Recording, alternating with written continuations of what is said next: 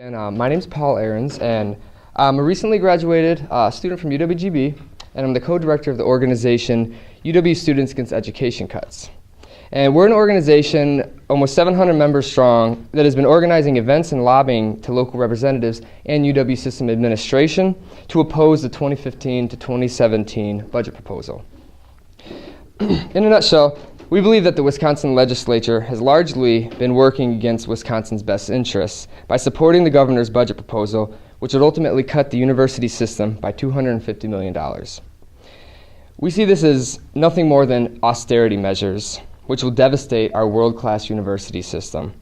And the biggest problem with it is that it's portrayed as some kind of natural accident that we just must adapt to, when we couldn't disagree anymore with that. Well, we see this is not even fiscal conservatism. This is free market dogma that seeks to privatize essential and necessary public institutions that working people and people from around Wisconsin need. And it's neoliberalism, many have criticized it as, and we see it as models that have simply been passed down from organizations like the American Legislative Exchange Council, or ALEC, and many other organizations which are largely funded by billionaires such as Charles and David Koch. What we believe is that we must actively resist this ideological program, which has been not shown anywhere around the world to benefit society in any way except by funneling money away from working people and towards the rich.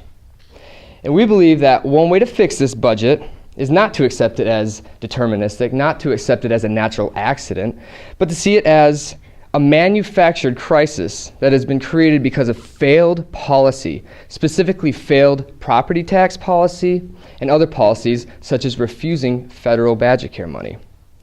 And so one of the solutions we see to this, and will be proposed by Kevin Kane from Citizen Action, is to accept this BadgerCare money.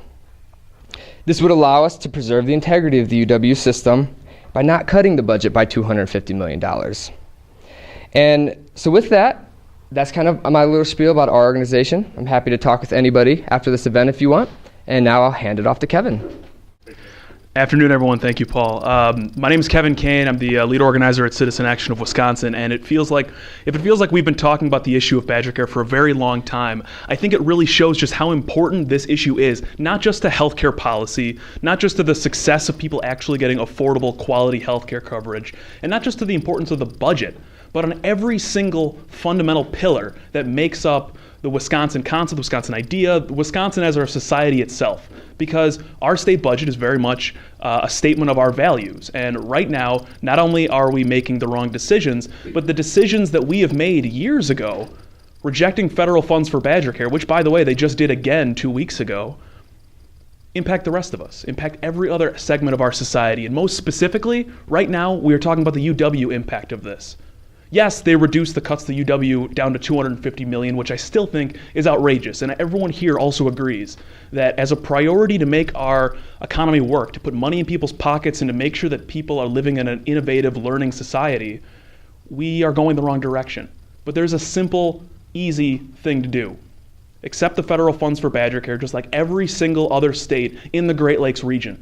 Republican, Democrat, red, blue, and purple have found a way to take the federal funds for BadgerCare in their state Medicaid or whatever else they call it to make sure that people not only have affordable coverage, but that their budgets are protected.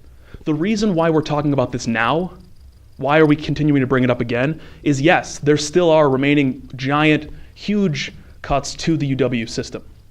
And yes, this is an argument that people on both sides of the aisle, as well as Senator Robert Coles, has argued that we need to find a way to take the money. But they've just came out, the Legislative Fiscal Bureau has just shown, the nonpartisan data individual, people who look at the data, that the state could save more money than projected by accepting the federal funds for BadgerCare, over $360 million. And then also the state budget also threw in another $30 million to help give to hospitals to cover those who were uninsured. Individuals who were uninsured because we didn't accept the federal funds for BadgerCare. So the total amount that the state could save is now over $390 million in this state budget and more over time. Not just enough to cover UW, but enough to make the UW system whole, hugely help our K-12 system, our road budget, all aspects of this, because healthcare is not on its own. Education is not on its own. Our issues are not siloed. It is all part of this wide push to make sure that our state budgets reflect our priorities, and that right now, more data is coming out showing that this is once again going to continue to be the wrong decision. And we keep bringing it up year after year because this decision is getting worse every single year. We are going to keep pushing for this to make sure the state takes the money for BadgerCare, to make sure that our system is not cut further, and that down the line, we don't even have to make further drastic cuts, not just the UW and K-12, but all aspects of Wisconsin society. A huge step can be made forward if we do the right priorities. BadgerCare is one. It should be a very easy decision for us to make. And so we are urging what other Republican and Democratic members of the House, or excuse me, the Assembly and the Senate have said. We need to take the federal funds and make sure that our system is protected. One person who can definitely talk to how this budget is definitely a statement of our priorities and how we're going in the wrong direction joins me on my right is State Representative Eric Genrich, who I think everyone here is very familiar with, and I'm very proud to have up here with us. So thank you. Well, thank you, Kevin, for those comments, and thanks to Paul. I also want to recognize Paul just for his activism, tireless activism over these last few months, advocating for the university system, UWGB, and schools across the state. He's really energized a lot of students at other campuses, and so just want to recognize him for all that sacrifice that he's made, and also recognize Kevin for his work, Citizen Action's work on this issue. As he said, they've been talking about this for a while, but there's good reason for it. We should have taken the money last session. We can take the money now. We can take it in the future. But until we take it as a state, we're going to continue to talk about it and talk about the fiscal irresponsibility of the failure to accept those federal funds, the failure to accept our federal tax dollars that we've already paid into the system, and unfortunately are going to other states who have made a more prudent decision to accept those resources.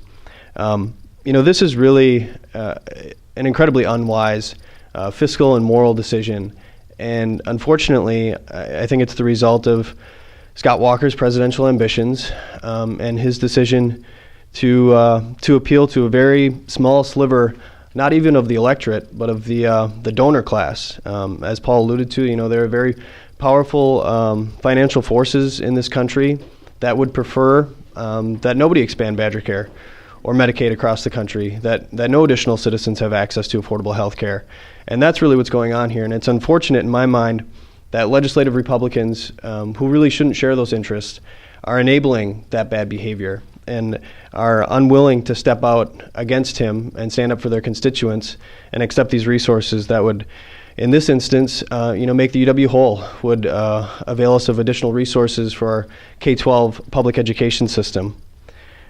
In recent days, we have seen a little bit of that alliance kind of breaking apart. Legislative Republicans have begun to question the governor and his decisions with regard to transportation funding.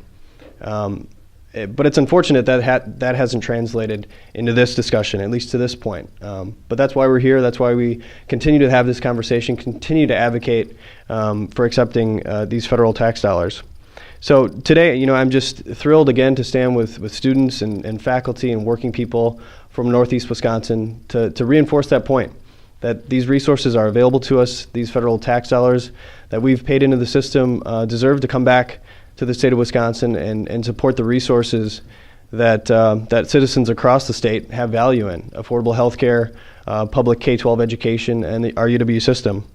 It's really time for legislative Republicans to step out against the governor and put Wisconsin families first, and not the corporate interests that are dedicated to tearing down our public institutions in this state and in this country. So thanks again for coming out. We'd be happy to extend the conversation and answer some questions if people have them.